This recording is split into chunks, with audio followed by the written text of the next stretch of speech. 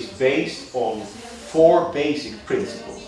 The EU is a cooperation organization of now 28 member states, originally 6 when it was founded in 1957, and it has now expanded to 28 member countries. The latest one is Croatia. Now the problem is that all these countries are sovereign countries with their own laws, their own regulations, their own languages, their own traditions, their own cultures. How do you bind 28 very different countries together? And let's not forget, apart from the differences which I mentioned, there are also great differences in economic development. We have countries like Sweden or Finland or Germany, which are among the most advanced countries in the world. But there are also countries which are considerably less developed. For example, some recent new member states, like Bulgaria or Croatia. There are huge differences in economic development. So how do we bind these countries together? The EU is based on four basic principles: freedom of movement of goods, of services, of capital, and of labor. It is originally the EU, it was originally called the European Economic Community. Later it became the European Communities, and now it has become the European Union. Originally it was an economic cooperation organization, but it has now evolved into an organization dealing with much more than only economic affairs. We come back to the issue of free movement of goods, services, labor and capital, and these are the pillars on which the economic integration of the EU is founded. Now, free movement between of all these things is only possible if all countries adjust their laws and the regulations to each other. To give you an example, you produce a beer in Germany. In Germany, they have special requirements for beer. It's called the so-called Reinheitsgebot. It is a standard for beer making, which were already dating back to the 16th century. It's 500 years old. Now, in the UK, they make a beer according to different recipes than in Germany. So if the UK, if British companies want to export beer to Germany, maybe they do not conform to the same standards and requirements as German beer, because they have different requirements. They do not adhere to the German Reinheitsgebot. So then the Germans could say, sorry, your beer does not conform to our requirements, so you are not allowed to export your beer to Germany. Now, if you use that kind of regulations, beer is just one small example, but it applies to almost all kinds of products. So if each country would have its own standards and requirements, there would be little trade between EU countries. So in order to make trade possible between the different EU countries, it is necessary that laws and regulations are adjusted to each other. How does that work? The EU sets so-called framework directives. So it is a kind of super law. The EU makes a super law, some basic requirements, for example, for the production of beer. If you want to produce beer, it must at least meet those and those requirements. For example, it must have an alcohol content of, for example, not more than 10%. It should have other things like that. Some minimum requirements to which which would make it possible for countries to trade with each other. And then each country then translates these super laws into their own national laws. That is a process which is called transposition. So the EU has a super law on, for example, beer. This is what the minimum requirements for production of beer. Then each country translates those minimum requirements into their own national laws. As long as these are adjusted to each other, that makes it possible to have free trade. So British can export beer as they make it to Germany, and German can export beer as they make it and according to their requirements to the UK and to other countries in Europe. This is an example for goods, and the same applies to services, to movement of capital, so that you can easily send money from one EU country to another country, and also to freedom of movement of labor. So if you have the right to work in all EU countries. That is necessary in order to create a truly integrated market. And we have seen some very good results of that, because thanks to the integrated market, there has been much more trade within the EU than otherwise would have been the case. If all EU countries would have their own laws and standards and have their own border controls and their own customs controls, there would be much less trade and as a result much less economic development and much less prosperity. So we owe our prosperity for a great deal to the economic integration which has been made possible by the EU. So this is briefly about the economic integration. And one of the biggest steps forward in economic integration was the adoption of a common currency of many EU countries, the euro. You know, of course, the euro, which is now common used currency in, I forgot the exact figure, but I think it's now about 17 member countries. It's not yet all member countries, because a country needs to meet very strict criteria before it can join the monetary union. And not all countries have met those criteria yet. But in principle, all countries are working to meet those criteria, so one day they will also join the monetary union, with the exception of the UK, which has an opt-out clause, and Denmark, if I'm not mistaken. Sweden. What? And Sweden. Oh, Sweden. Okay, so there are some exceptions. As you can imagine, the fact that we have a common currency greatly lowers transaction costs between countries, and that also makes trade and also travel much more easy.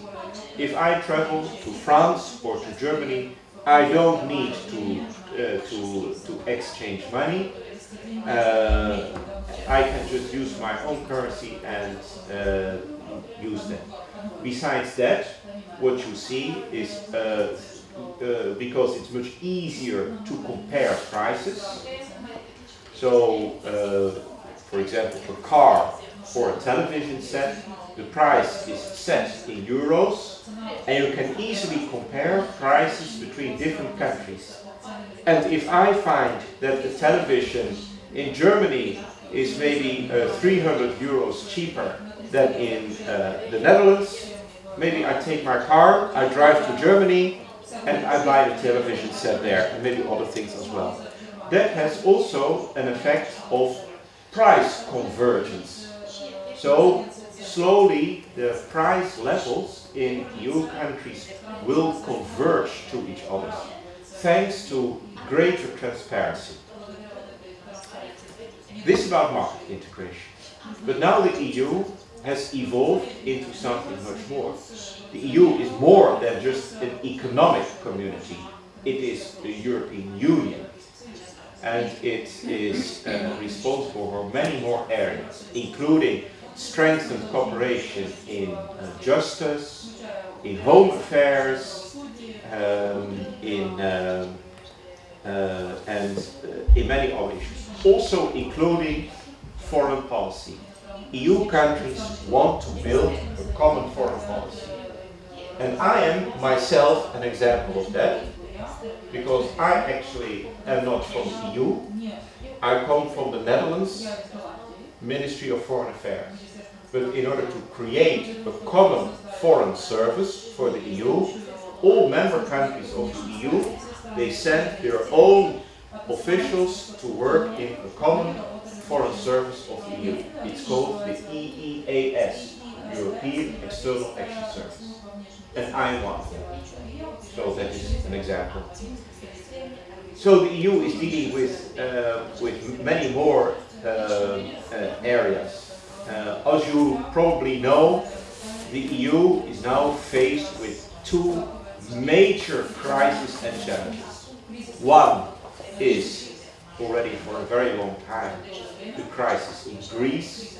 Greece was at risk of default as a result of very bad fiscal policies, and EU countries needed to come to the rescue of Greece, and it has cost the EU a lot of money. And EU taxpayers, they ask, why the hell should we pay our taxes, because EU money is EU taxpayers' money? And EU taxpayers ask, why the hell should the EU use my tax money to help out the Greeks who have made a mess of things themselves? There is no easy answer to that question. The only answer that we can give is, you're right, they've made a mess of things and it costs a lot of money, but if we don't help them, the costs will be much bigger. So better to help them now and try to fix things so that a reform, so that it will not happen again. That is the answer that we have to give to them. But it remains an issue. EU taxpayers don't like their tax money being wasted. No taxpayers likes to see their tax money wasted. Probably you also don't like your tax money being wasted. And therefore the EU must always explain what is it doing and why are we using EU taxpayers' money in sometimes very big amounts for the things we do. What are we trying to achieve? The second big crisis which the EU is facing is the refugee crisis. Millions and millions of refugees have been uprooted in the Middle East, especially from Syria, but also Libya, and they try anything to get to the EU, because the EU is seen as a safe and prosperous place to be, where you can be safe and where you can build a new future. That is also the other side of success. If you are very successful in providing safety and providing prosperity to your citizens, then you also become attractive to people from other countries. And how do you deal with that? How do you integrate citizens, people from other countries, refugees? The EU doesn't yet have an answer to that. We are overwhelmed. Many countries are now closing their borders. There is lots of resistance in EU countries against the arrival of refugees, because many people think these refugees come here, they come from a different culture, they have a different religion, they take our resources, they take our houses, they make use of our health services, we have to pay for them, and it costs us a lot of money and it will cause a lot of problems. Why the hell should we allow these people to come here in the first place? That is a question which many people will ask. As I said, the EU does not yet have a very good response to the overall refugee crisis. One thing is very clear, even if there is no response of the EU. The EU can only respond if all countries work together. There is no single country in the EU which single-handedly could resolve the refugee crisis. it is too big and too overwhelming, with millions and millions of people, sometimes fleeing war, but many others trying to build a better life because they don't see a future in their own countries. And only by coming to close cooperation can we try to manage these refugee flows. We cannot stop them, we can somehow manage them and try to divide the burden in a fair manner over all the EU countries. That's about the EU in general. Now we come to Moldova, and I will tell you something about the implementation of the association agreement in Moldova. I used the same presentation which I used a couple of weeks ago. It was for a seminar which was called Learn the Way to Success. I have to admit, in the current circumstances, that sounds a bit ironic. I didn't invent the name. But I will still talk about implementation of the association agreement. First, what is the association agreement? There are two things I want to say about that. One, it is not a stepping stone to EU membership. There is no talk at this moment of an EU membership for Moldova.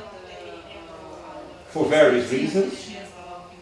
In the first place, because Moldova itself is not prepared for it in many respects.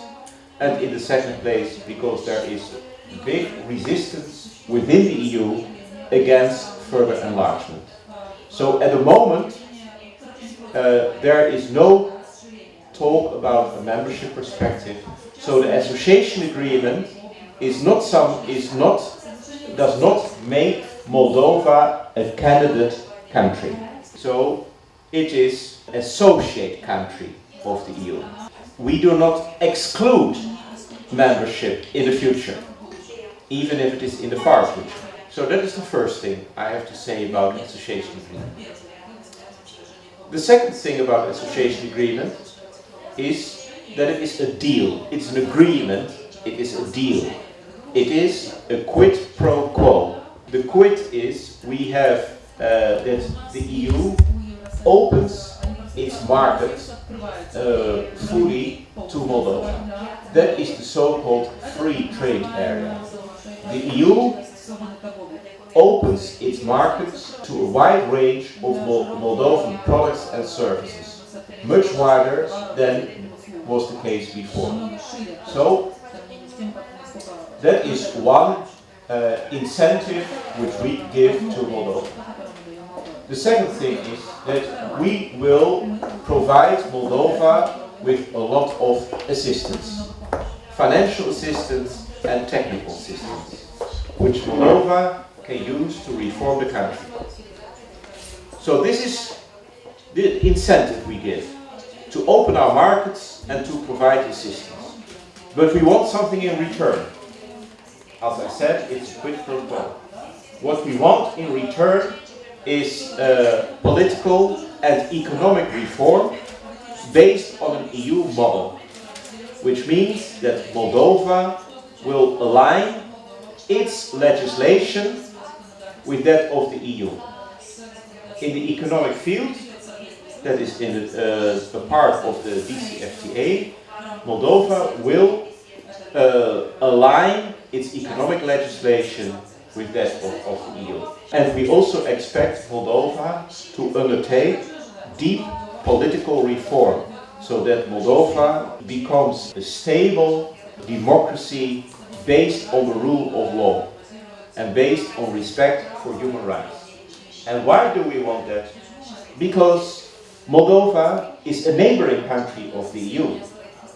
We want, as EU, we would like to live in a safe neighborhood. We want all our neighboring countries to be stable and developed.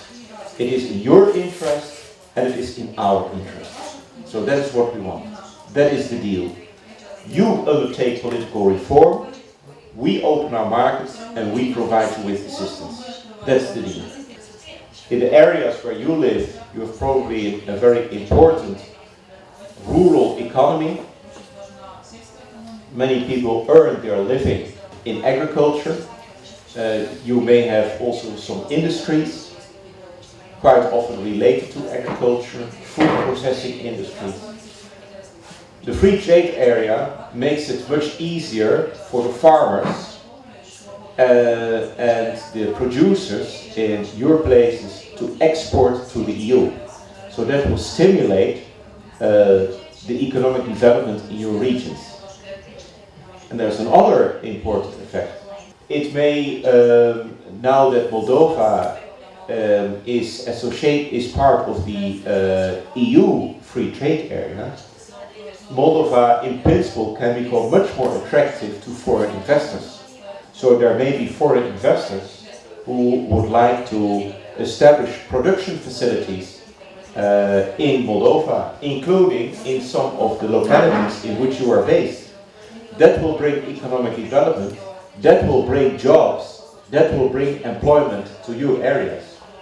So these are some very positive effects of the free trade area. The EU has a comprehensive policy to support the reform process in all the neighboring countries of the EU, both to the east and to the south. It comprises not only countries like Ukraine and Moldova, but it also comprises countries along the Mediterranean, from Morocco to Egypt. Very important is also for citizens of Moldova the visa liberalization. That is not part of the association agreement. I have to make that clear. It is separate. It is also not based on an agreement. It is based on the so-called Visa Liberalization Action Plan. Moldova has implemented many measures in order to meet the requirements for a visa-free regime. That includes, for example, specific measures against corruption. It includes better border management, better migration policies. It also includes the issuing of biometric passports. I assume that now most of you have biometric passports, which makes it possible for you to travel visa-free to the EU. And also, an important requirement for the visa-free regime was the adoption of anti-discrimination policies. So the adoption of the anti-discrimination law, which, as you know, has been a rather controversial issue here in Moldova, is also one of the requirements for a visa-free regime. Moldova is also a member of the energy community. What is the energy community? The energy community is an organization of neighboring countries of the EU in the Balkans and also in Eastern Europe who align their energy policies and their energy legislation with that of the EU. The EU has reformed its overall energy policies in order to make more interconnections between EU member countries possible, and also to make sure that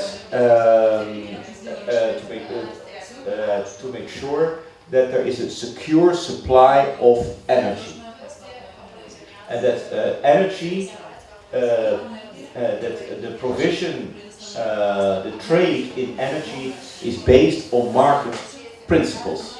Moldova is also a part of the energy community, which means that Moldova has to reform its energy policies and its energy infrastructure so that it will function according to market principles.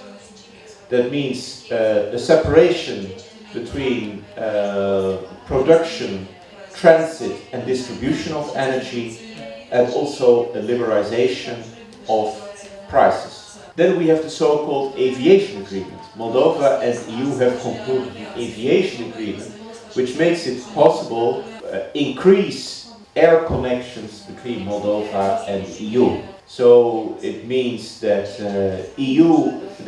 Moldovan airlines have free access to the EU and vice versa. So that could in principle lead to an increase of flight connections to Europe, an increase in airlines, an increase in flight connections, and hopefully by liberalization of aviation to a lowering of prices. So eventually it will lead to more flights and cheaper flights for Moldovan citizens to European destinations. That is part of the aviation agreement. But the aviation agreement is also a separate agreement. It is not part of the association agreement. But implementing the association agreement, which means reforming Moldova according to the European model, is not so easy. There are a lot of problems and challenges. And I will name the 5 most important challenges we have. There are many challenges, but I would mention these as the 5 most important ones. It is political instability, unfavorable business environment, financial sector instability, a weak justice sector, and finally Transnistria. We consider it important that the Moldovan authorities take measures to build an open, tolerant and multi-ethnic society, because Moldova is a multi-ethnic society. It is difficult for business to do business here in Moldova. In the first place, because there is a lot of red tape and bureaucracy. You have to get a permit for this, you have to get a permit for that. And if you don't have connections to the right political party, then maybe you will not get your permit. There's also a problem of access to finance. Business needs finance in order to grow. So there are many constraints on business. As a result, economic development in Moldova is not as strong as it could be. And Moldova has not attracted so many foreign investors as it could. If the business environment would be better, there would be many more investments coming to Moldova. The DCFTA is also a way to address this issue, to create a more transparent and predictable business environment by basing the economic regulatory framework on the EU model. And the DCFTA is actually the first of this kind of agreement. We have normal free trade areas, which just means the lowering or the abolition of customs duties. But the DCFTA goes much further, and it provides for a free trade for goods and services with a market of 500 million consumers. So it greatly widens the access to Moldovan produce. But very important is that the DCFTA is also a roadmap for reforms, because the DCFTA also contains requirements on, for example, competition policy, procurement policy, intellectual property rights protection, technical standards, industrial standards, food safety standards, etc. So DCFTA will create a similar regulatory framework as in the EU. And that will make Moldova more attractive for business and will make it more easy for business to develop.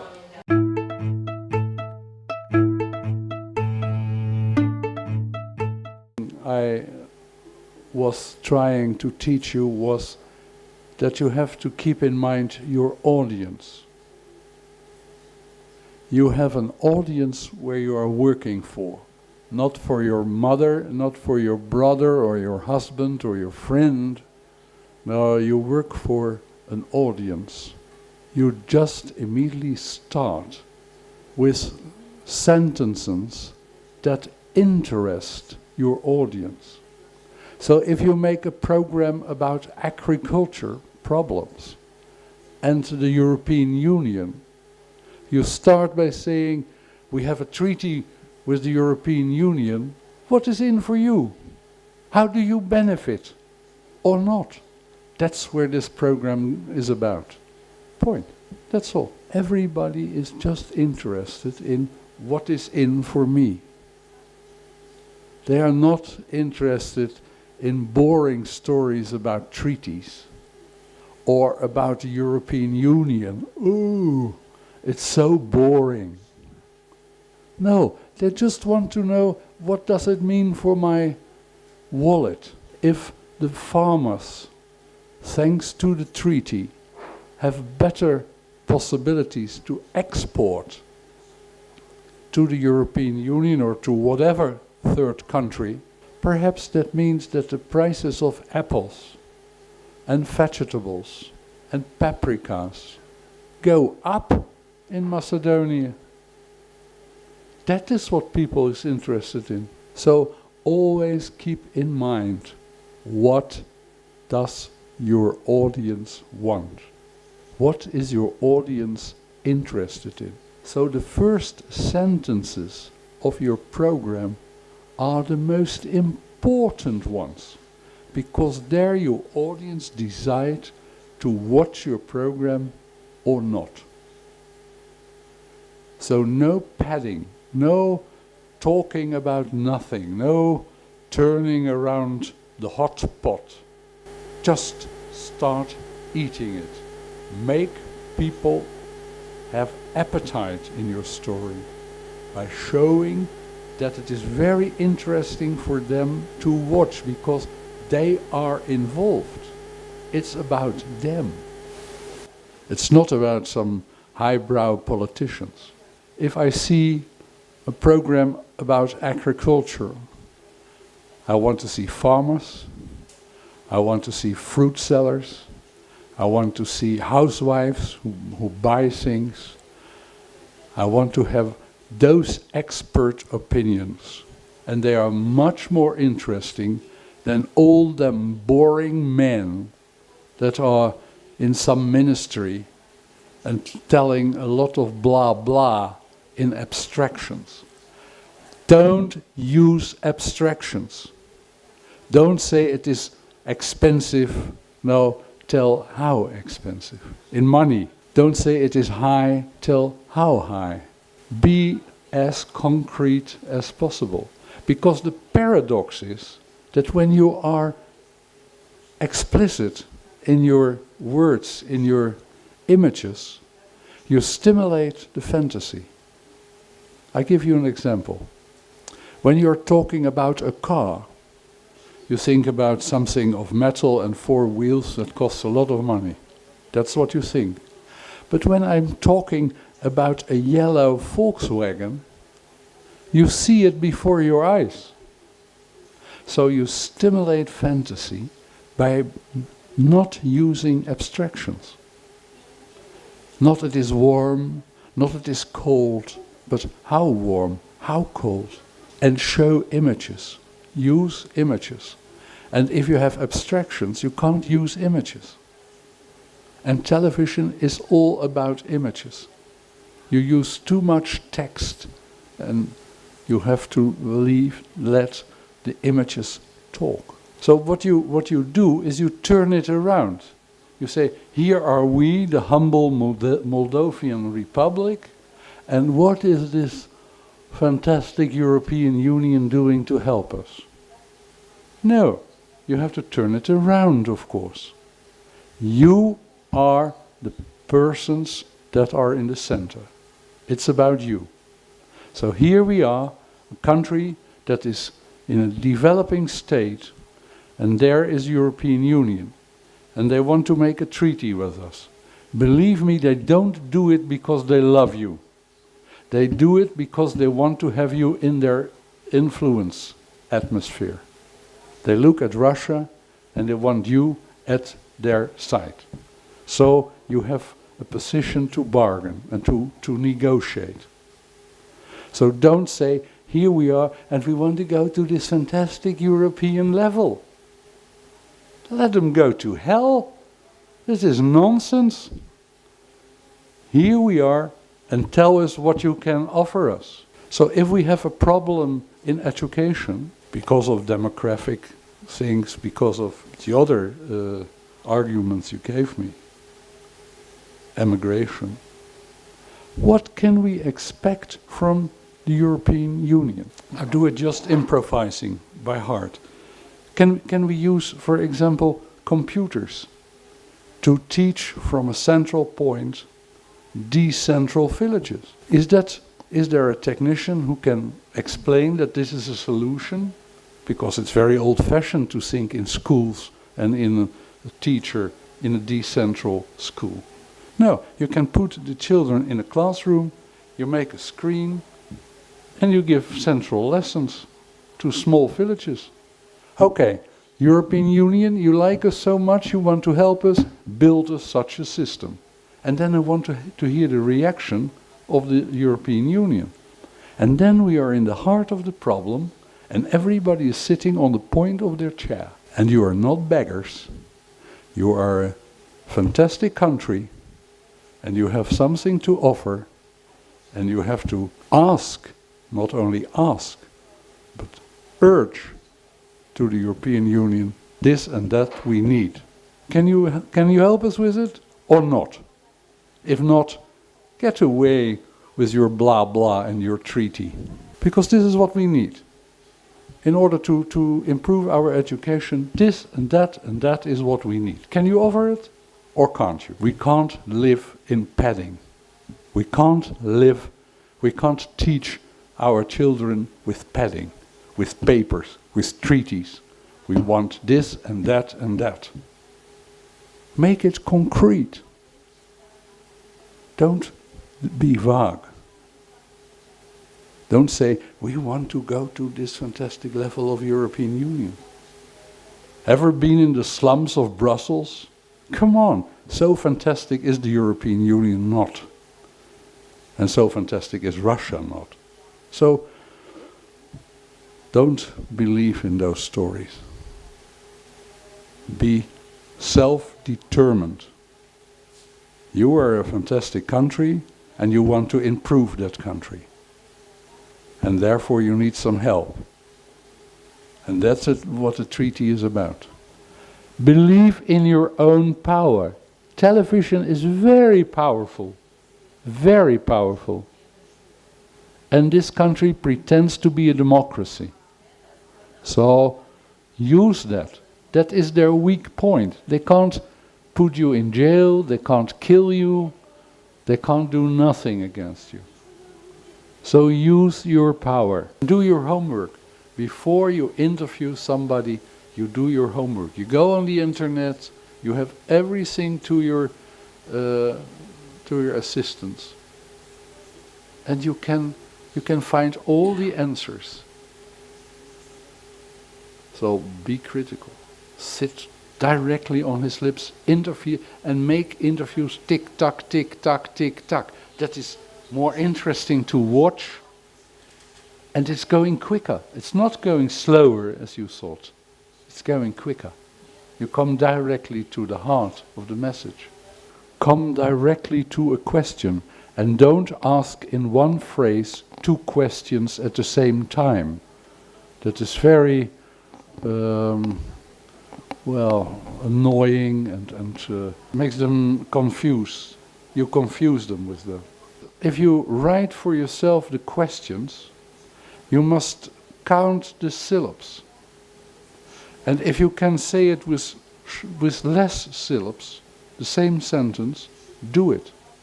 Avoid difficult words. Avoid abbreviations. Avoid all those things that are difficult to understand. Because in writing, when people don't understand a word, they can reread it. They can read it again. But this is flowing into the air. And if you miss the word, you miss the sentence, and you miss the meaning, and you can't turn it back. So, what will you do? You switch off the television. Or you go to another station. So, be very careful. One watcher is very, very precious. Keep every watcher with you. Because most of your programs, the target group of your programs, are very ordinary people. Not high-educated people. Normal people. Like you and me. Normal people. So, keep that audience always in mind.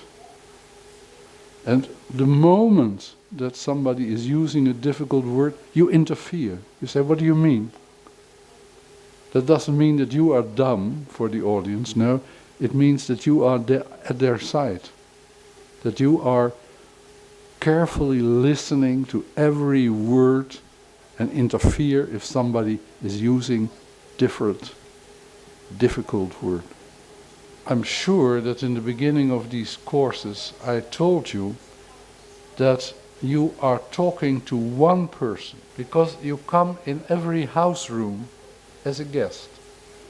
And you must give the people the impression that you are talking to them. Therefore they are more involved. If you speak to a sala, it's different. It's a different approach.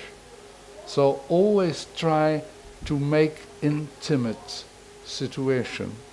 Don't lose this intimacy between you and the watcher by talking in pluralis, saying, dear listeners, dear audience, dear... No, you talk to one person.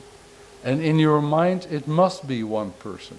It is as if you talk to your grandmother, to your brother, to your lover, to I don't care to whom, but to one person. Never to... There are thousands watching you, but forget about the thousands. You speak to one person. That's the intimacy of this wonderful medium.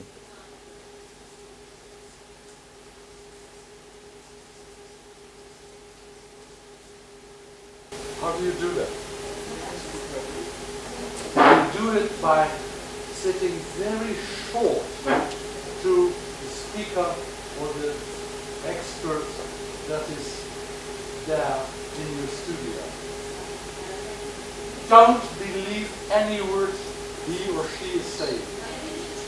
Know all the answers. Do your homework.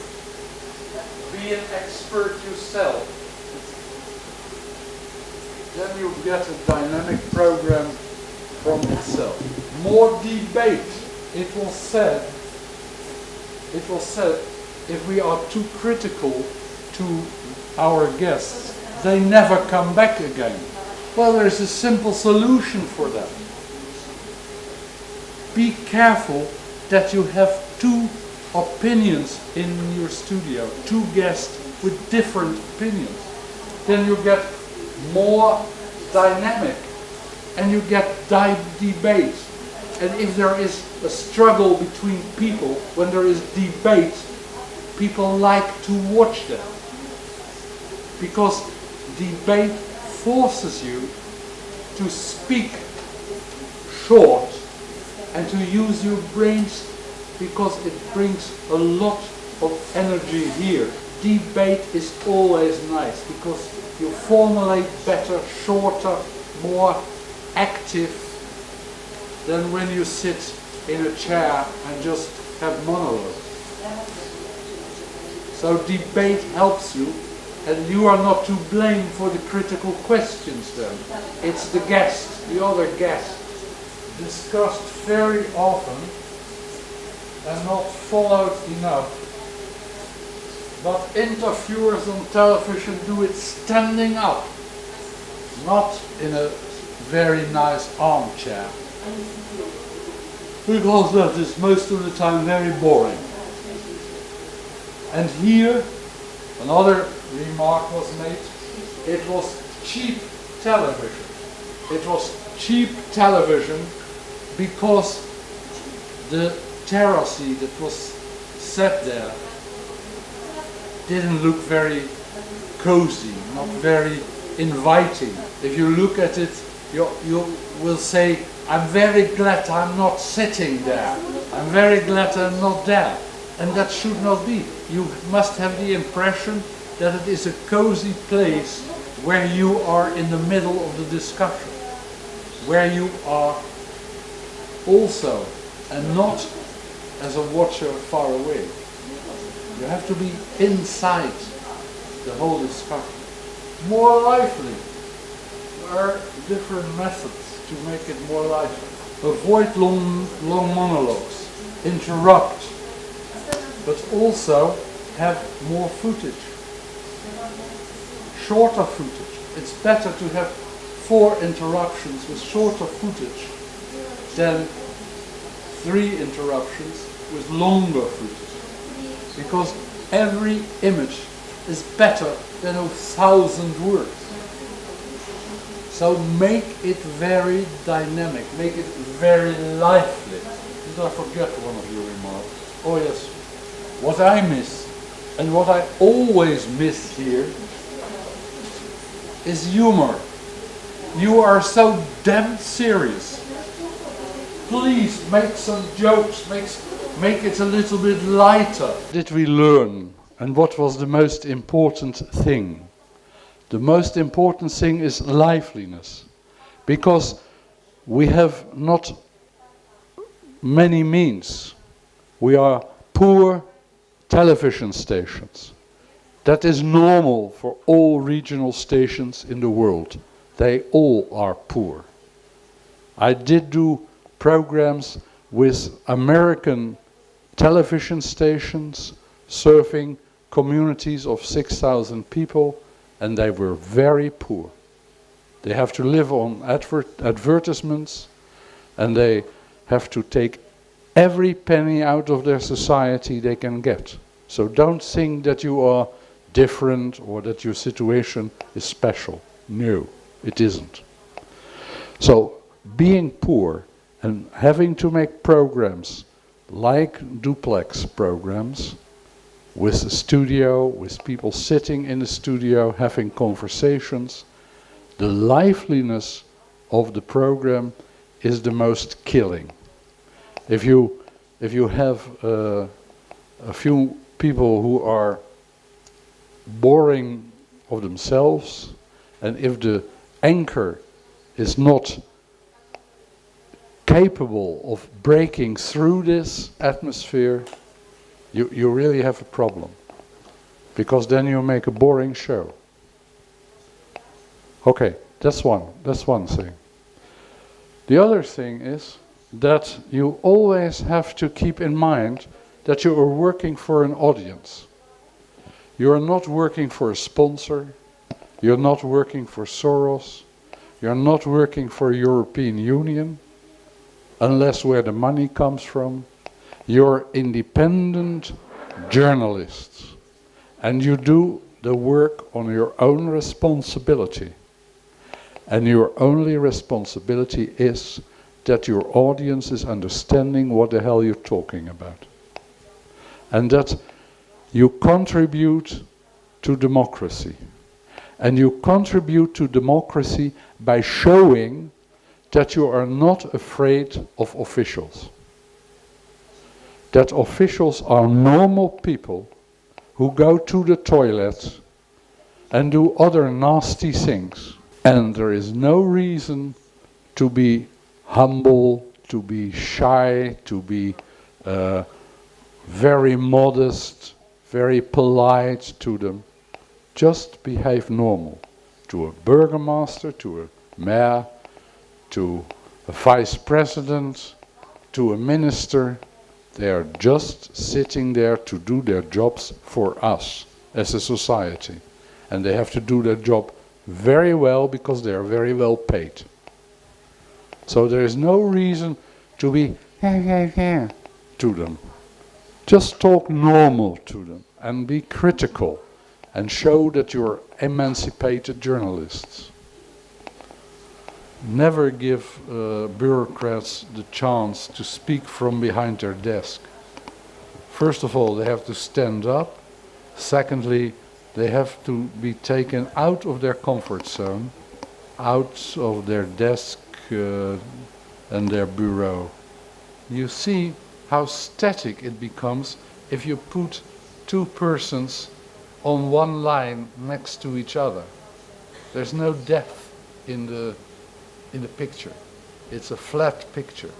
If you make a photograph, you always try to put some person in front, the other there, to get depth in your picture. This is flat. Don't do it. You saw in the footage of the item how nice it is if you have this diagonal lines in your television. It makes it more interesting, and you are more in the midst of it. You're not an outsider, not an outstander. You are in it. For example, when you have a group gathered in assemblies, and I have seen many of those pictures, that when you make a diagonal picture with depth in it, it's much more attractive than when you put them behind the table flat by putting the tripod and the camera right in front. You didn't do that, and you see immediately what is the result. There is depth, and you have the impression that you are taking part in the discussions, that you are there, that you're in the middle of it. And that's a big advantage of using the camera like that. Television is about intimacy, about being there, feeling the atmosphere, the coziness, the tension of this discussion. And that's very important. So instruct your guests very well and say, realize you're not speaking to a mass of people. You as a matter of fact do, but realize that you just speak to one person. So instruct them well. Before you put them in the studio, please give them very good instruction how they should speak. Please come immediately to the point.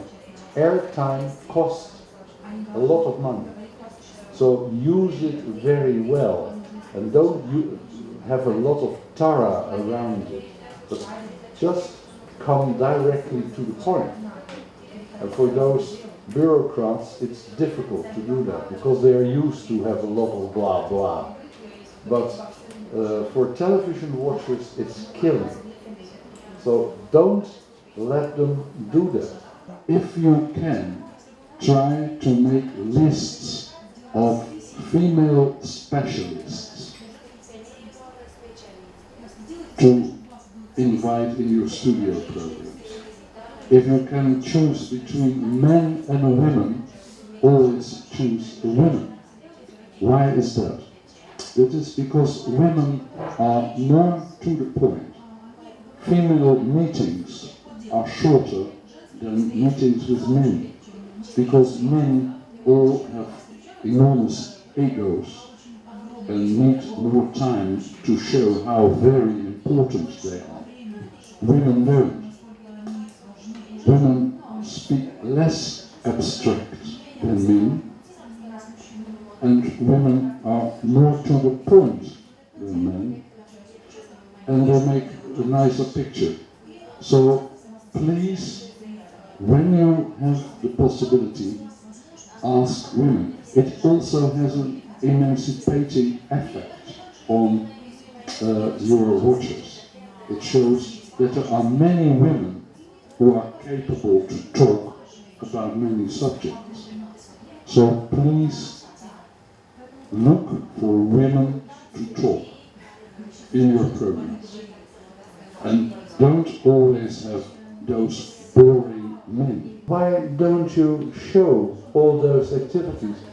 I mean, the most static picture I can get is a burgomaster who is speaking at the opening ceremony of a playground. Why don't you show that he is knocking on doors? Just put it in scene. Make a theater, but show how active he is. Or show what the community is doing with the help of the European Union, I don't care, but show that it is a co-work, that it is not only the work of money, but it's also the work of the community that is willing to change their situation, improving their situation.